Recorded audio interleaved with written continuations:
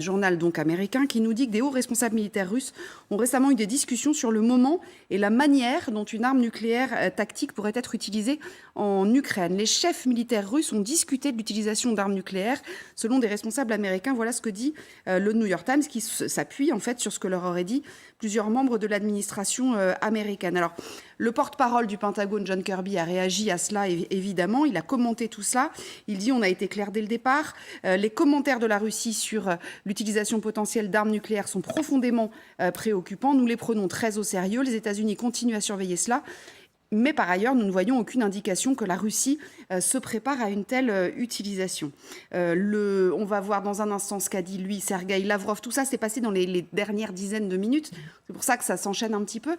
Mais Sergueï Lavrov, lui, donc le ministre russe des Affaires étrangères, en tout cas son ministère a publié un communiqué qu'on va voir tout de suite et qui dit « Dans la situation difficile et turbulente que nous traversons, qui est le résultat d'actions irresponsables et énoncées visant à saper notre sécurité nationale, la principale priorité est de prévenir tout affrontement entre puissances nucléaires. » Voilà, vous avez tous les éléments en main. Je vais commencer avec vous, Nadezhda Koustepova, parce que vous connaissez bien la politique russe, vous connaissez bien la façon de communiquer des Russes, vous connaissez bien les arcanes les coulisses de ces modes de communication. Est-ce que là, la Russie, le Kremlin, est en train à nouveau d'agiter, je disais tout à l'heure dans mon sommaire qu'il était coutumier du fait, d'agiter la peur du nucléaire? Écoutez, à mon avis, Vladimir Poutine et son équipe ont bien choisi les boutons rouges sur lesquels il appuie chaque fois où il y a les situations dans lesquelles il se sent impuissant. Je pense que cette situation n'est pas séparée de situation de cette chantage de famine. Ça veut dire c'est un peu comme piano pour eux. Un jour c'est famine, c'est le chantage de blé, un autre jour c'est chantage nucléaire.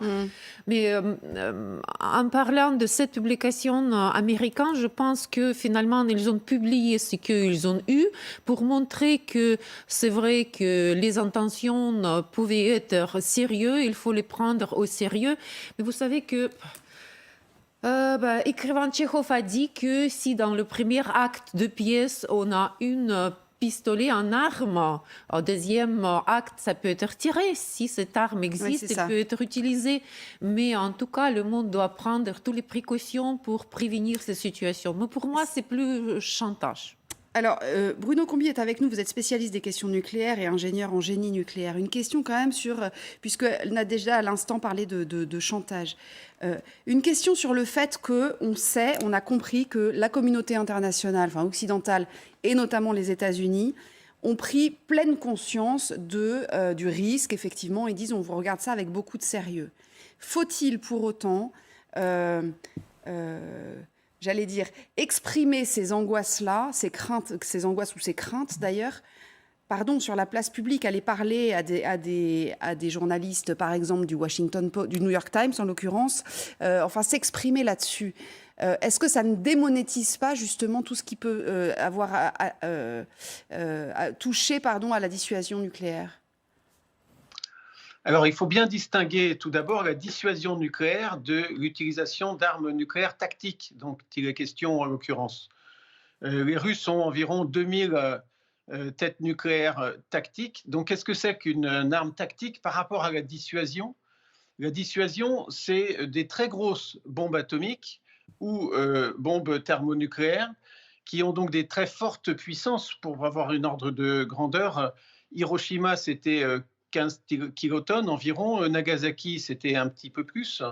Et les plus grosses bombes à hydrogène qui existent, comme la Tsar Bomba, qu'ont testé les Russes, faisaient jusqu'à 57 mégatonnes d'équivalent TNT d'explosifs. Donc, ce sont vraiment des très, très fortes puissances explosives. Ça, c'est la dissuasion nucléaire qui consiste à dire si vous m'attaquez, je réponds avec ces armes qui peuvent être tirées par des sous-marins ou par des avions ou par des missiles sol-sol.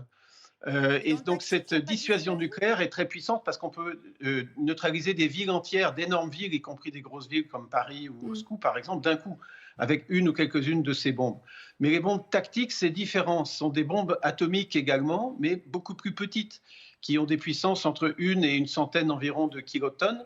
Donc c'est toujours des puissances destructrices énormes, puisque on parle en kilotonnes, ce sont des milliers de tonnes d'explosifs équivalents TNT. Donc Mais du même ordre de grandeur que les bombes d'Hiroshima et Nagasaki, pour faire simple. ce qui est Mais déjà, c'est quand même pas la dissuasion où on raye des très très grosses surfaces et des villes entières de la carte d'un seul coup.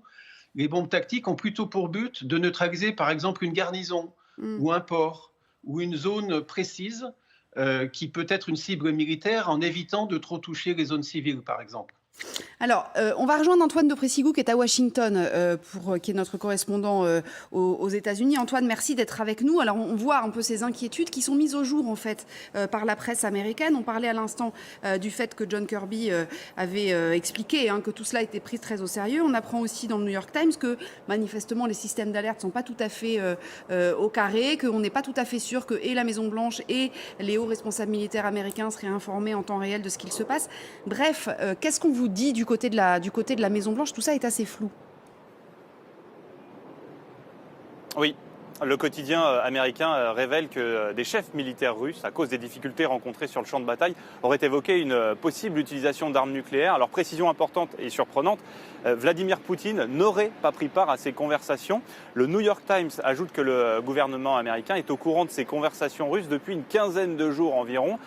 D'où l'inquiétude affichée par le président Joe Biden ces dernières semaines. Et autre information importante, vous l'avez évoqué en plateau, il s'agirait d'une discussion concernant une éventuelle utilisation d'armes tactiques. La précision est importante. La Russie en aurait environ 2000 selon le Pentagone et elle peut être utilisée, cette arme tactique, à de plus courtes distances qu'une arme nucléaire classique, directement sur le champ de bataille, même si ça peut faire de très très importants dégâts. Alors depuis, Vladimir Poutine a quand même calmé le jeu et déclarant que l'utilisation d'une telle arme n'aurait, je cite, aucun sens ni militaire ni politique. Mais même si les tensions nucléaires sont aujourd'hui plus ou moins apaisées, les agences de renseignement américaines restent à l'affût du moindre signe d'hostilité russe. Des exercices nucléaires non déclarés, par exemple, même si cela reste, y compris pour les espions américains, compliqué de prévoir à l'avance de telles manœuvres. Alors le fait que de telles informations aient fuité dans la presse peut avoir une utilité pour la diplomatie américaine, mettre une sorte de pression publique sur l'État russe pour éviter l'utilisation de ces armes nucléaires tactiques. Merci beaucoup Antoine, notre correspondant aux États-Unis. Général, c'est important ce que dit Antoine juste à la fin de son papier, c'est-à-dire qu'effectivement ça peut permettre de mettre la pression, sachant que, d'après ce que moi j'ai lu, l'arme nucléaire tactique, on parle bien de tactique, elle peut être décidée, enfin son emploi peut être décidé par le chef de l'État russe seul. Donc. Oui, c'est pas totalement transparent cette histoire, savoir si c'est effectivement le président Poutine uniquement ou plusieurs de ses adjoints, que ce soit aux États-Unis ou ailleurs. Il n'est pas sain que ce soit une seule personne qui décide d'une arme nucléaire, compte tenu des conséquences. Si on reprend la genèse de cette histoire, c'est les services de renseignement américains ont relevé que des hauts dignitaires militaires dont Poutine ne faisait pas partie ont discuté de l'emploi éventuel de l'arme tactique. C'était il y a plusieurs dizaines de jours. Ils s'en sont ouverts au Washington Post qui sort cette information-là. Donc là, ce n'est pas un jeu de Moscou, ça sort des informations américaines. C'est l'administration américaine qui a parlé, des membres de l'administration américaine qui ont parlé à des journalistes américains. Absolument. Donc pour l'instant, ce n'est pas une manipulation russe, c'est les Américains qui sortent cette information-là. Je crois, Poutine, d'ailleurs votre correspondant vous le disait Antoine, a toujours dénié l'emploi d'une telle arme sur le théâtre ukrainien, pardon.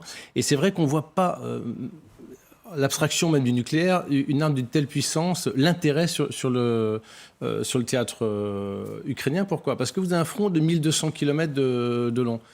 Où est-ce que vous allez envoyer une arme de très très grande puissance sur le territoire ukrainien pour faire quoi ?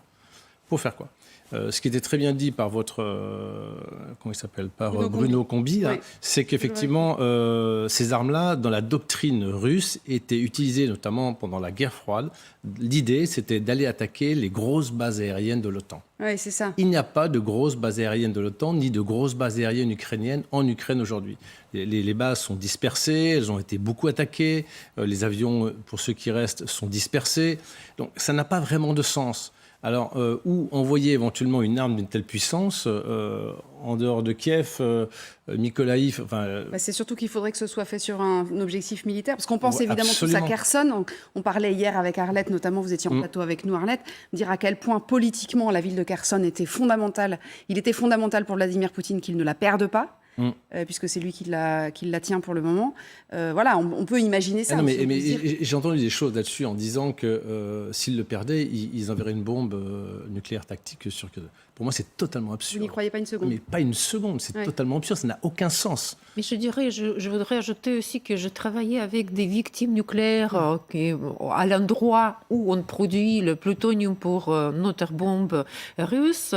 Et je dirais qu'il faut être très attentif avec des termes qu'on utilise parce que pour expliquer très simple pour gens, je dis toujours que c'est quoi l'armée nucléaire stratégique? Ça veut dire pas la Terre. Il n'y a pas, personne. Et c'est quoi l'armée tactique nucléaire? Ça veut dire que soit c'est une ville, soit c'est plusieurs villes. Et ce que je vois maintenant, je vois que des gens militaires, je m'excuse si je suis pas juste, ils ne peuvent pas prédire quelle puissance peut être utilisée, combien de villes, quel territoire peut être perdu.